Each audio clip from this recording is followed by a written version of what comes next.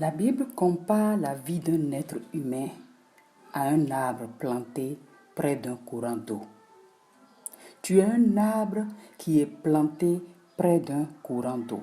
Le courant d'eau, c'est Dieu, c'est la source. C'est là que cet arbre qui est planté près de ce courant d'eau peut tirer de l'eau, peut tirer tout ce dont il a besoin pour grandir. Et la Bible va comparer aussi notre vie à cela.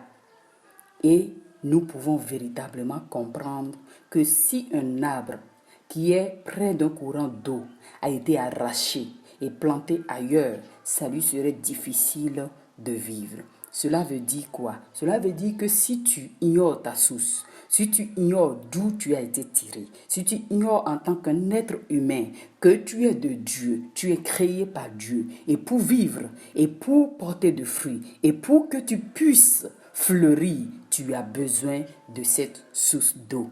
Qui que tu sois, où que tu sois, et ce que tu es en train de faire, tu dois toujours, à chaque instant, comprendre que tu es cet arbre et que ta source, c'est le courant d'eau. Tu es tiré de Dieu et sans Dieu, tu mourras. Sans la présence de Dieu, c'est impossible de vivre. Et quand on parle de la vie, de vivre, cela ne veut pas dire que tu mourras physiquement, mais tu mourras dans tes pensées, tu mourras dans tes émotions et tu mourras dans les activités que tu fais parce que tu ne tires pas tes idées, tu ne tires pas ta sève, tu ne tires pas tes ressources de ta source.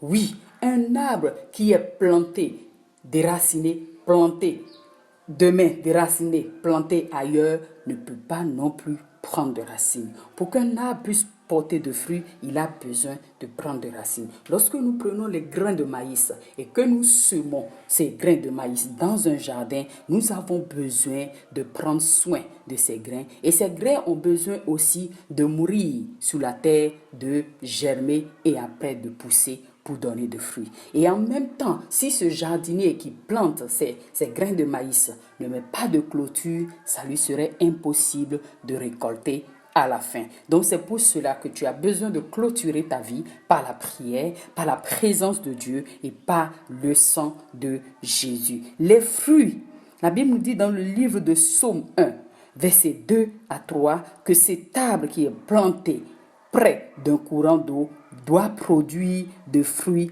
en sa saison. Cette réalité aussi que nous oublions parfois, c'est que nous voulons produire de fruits en la saison des autres. Chaque personne a sa saison. Arrête de te comparer aux autres. Tous les arbres sur la terre ont leur saison. Il y a des saisons de mangue, il y a des saisons d'orange et il y a des saisons d'avocat. Donc, la saison pour chaque plante, pour chaque arbre est différente. Donc, ta saison arrive. Je viens te dire que ta saison arrive. N'envie pas la saison des autres car tu as ta saison qui arrive. Reçois au nom de Jésus. Je déclare au nom puissant de Jésus que tu porteras des fruits en ta saison tant que tu demeureras près de ce courant d'eau qui est la présence de Dieu. Il produit des fruits en la saison venue et son feuillage ne perd jamais de fraîcheur. Lorsque tu plonges tes racines dans la présence de Dieu, tu ne peux pas vivre sans la fraîcheur. Tu ne peux pas vivre sans la sève. Tu ne peux pas vivre sans la gloire de Dieu dans ta vie. Il te fortifie. Tu tires ta force. Tu tires ton énergie là-dedans.